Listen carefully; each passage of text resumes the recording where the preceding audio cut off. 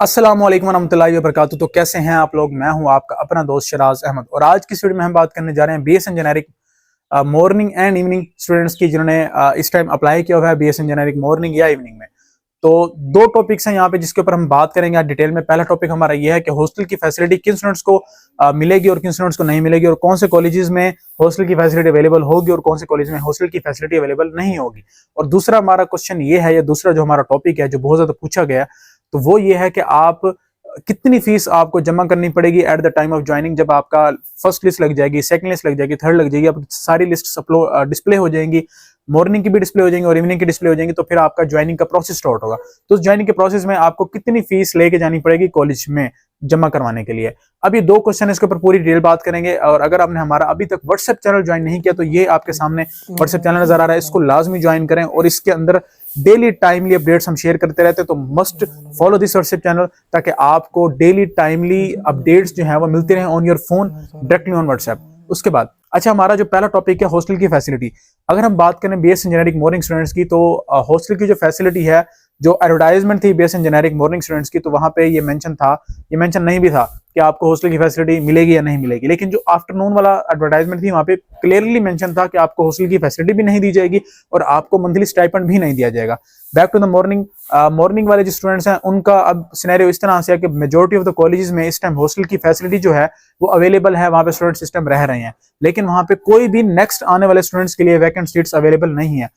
80-70% colleges के अंदर तकरीबन यही सीन है कि जो नए आने वाले स्टूडेंट्स हैं, जो अभी आएंगे या इससे पहले पिछले साल आए थे, जब सेमेस्टर सिस्टम आपका शुरू हुआ था, तो उस टाइम पे जितने भी स्टूडेंट्स आए थे तो उनको हॉस्टल की फैसिलिटी बहुत कम स्टूडेंट्स को मिली थी। मेजोरिटी ऑफ द स्टूडेंट जो है वो प्राइवेट जो है अपने हॉस्टल की फैसिलिटी अवेल कर रहे हैं। अब इसमें आपको एक चीज समझानी पड़ेगी कि बीएसएन जेनेरिक मॉर्निंग में जहां पे आपको मंथली स्टाइपेंड भी मिलता है और आपको हॉस्टल भी मतलब सो कॉल्ड बताया जाता है आपको हॉस्टल मिलेगा, लेकिन जैसे कि आप लोगों को पता है कि हॉस्टल की जो हॉस्पिटल हैं उनके जो हॉस्टल हैं वो वही हैं, उनको इंक्रीज नहीं किया गया और बैजेस जो हैं वो हर साल डबल बैजेस आ रहे हैं। ठीक है, तो इस वजह से कमरों के अंदर जो रूम्स हैं या जो हॉस्टल है वहां पे इतनी सीट्स अवेलेबल नहीं है कि आने वाले न्यू बैजेस को वहां पे हॉस्टल की फैसिलिटी दी जाए।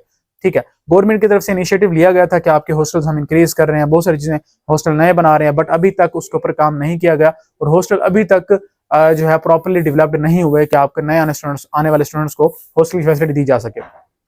अब आप अगर किसी भी दूर दराज इलाके से किसी और कॉलेज में जा रहे हैं तो आपने इस चीज को लाजमी रिमेंबर रखना है जब आपने कंसेंट देना। अभी आपकी फर्स्ट में लिस्ट अभी तक डिस्प्ले नहीं हुई, 2 से 3 दिन के अंदर आपकी फर्स्ट में लिस्ट डिस्प्ले हो जाएगी, मॉर्निंग की भी हो जाएगी और हो सकता है कि इवनिंग की भी साथ ही डिस्प्ले की जाए, हो सकता है कलेक्टिव डिस्प्ले की जाए। जैसे आपकी लिस्ट डिस्प्ले होगी तो आपने कंसेंट के टाइम उस कॉलेज को प्रायोरिटी देनी है जो आपके घर के करीब है। ठीक है, या किसी टीचिंग हॉस्पिटल को प्रायोरिटी दें जो कि अच्छा है, या आप ऐसे कॉलेज को प्रायोरिटी दें जो आपके घर के करीब है, ताकि आपको हॉस्टल का अगर मसला भी हो, वहां पे हॉस्टल की फैसिलिटी ना भी मिले तो आपके लिए इजी हो सर्वाइव करना और आप इजीली अपनी डिग्री कर सकें।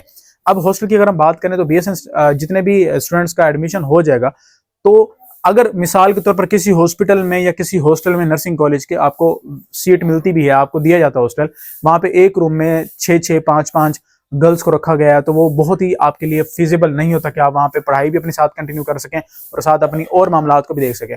तो हॉस्टल का इशू है। ठीक है, और मैं आपको सिर्फ ये फैक्ट्स बता रहा हूँ कि हॉस्टल की फैसिलिटी अभी तक प्रॉपरली, आप जो आने वाले स्टूडेंट्स हैं जिनका अब एडमिशन होगा, जो आप लोग मुझे देख रहे हो, आपके लिए आपने ये माइंड बना के जाना है कि हॉस्टल की facility majority of the college में नहीं मिलेगी। ठीक है, और आपसे जो सीनियर थे जिनका भी सेकंड सेमेस्टर के एग्जाम्स जो दे रहे हैं, उन स्टूडेंट्स के पास भी हॉस्टल की फैसिलिटी नहीं थी। उनमें से मेजोरिटी 70-80% प्राइवेट ही रह रहे हैं, बाहर हॉस्टल्स में रह रहे हैं। ठीक है, अब ये मॉर्निंग की मैंने बात किया, मॉर्निंग के अंदर हॉस्टल की फैसिलिटी नहीं है।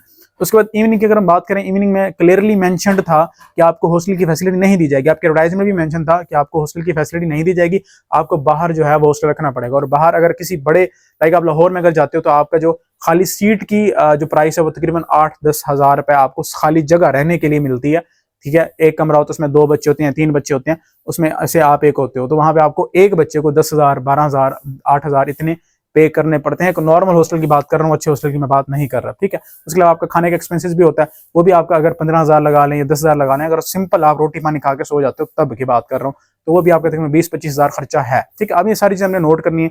अब इसके बाद क्या है, इसके बाद बात करते हैं कि फीस स्ट्रक्चर की क्या सीन है और फीस हमें क्यों देनी पड़ती है। ये तो गवर्नमेंट इंस्टीट्यूट है और गवर्नमेंट में तो कोई फीस नहीं होती, वो तो हमें स्टाइपेंड देते हैं मंथली, तो हम उनको फीस क्यों दे रहे होते हैं। उसमें मैं आपको समझा दूं कि बीएसएन जेनेरिक में जब आपका एडमिशन होता है, चाहे आपका गवर्नमेंट में एडमिशन हो या चाहे आपका प्राइवेट में एडमिशन हो, आपको जो बेसिक फीस है, जैसे आपका जब आप एडमिशन लेते हो ना किसी भी कॉलेज में, गवर्नमेंट या प्राइवेट में, पीएनसी की रजिस्ट्रेशन, ठीक है, यूएचएस की रजिस्ट्रेशन, आपके कॉलेज की अपनी फीस कोई है, ठीक है, कोई इस तरह की जो फीसेज हैं, जैसे आपकी वेरिफिकेशन की फीस है, आपके बोर्ड से आपके डॉक्यूमेंट्स की वेरिफिकेशन करवाई जाती है, वो सारी फीसेज हैं वो आपने खुद ही पे करनी होती हैं। उसके अलावा एक अब नेक्स्ट जो नया स्टार्ट है जिसमें आईबीसीसी वेरिफिकेशन भी करवाई जाती है स्टूडेंट से, नर्सिंग के स्टूडेंट से, तो वो भी आपने अपने ऑन पे ही करवानी होती है सारी, ठीक है। और आपने जब आपने ज्वाइनिंग देनी होती है, आपने सारे ओरिजिनल डॉक्यूमेंट्स आपने उनको सबमिट करवाने होते हैं।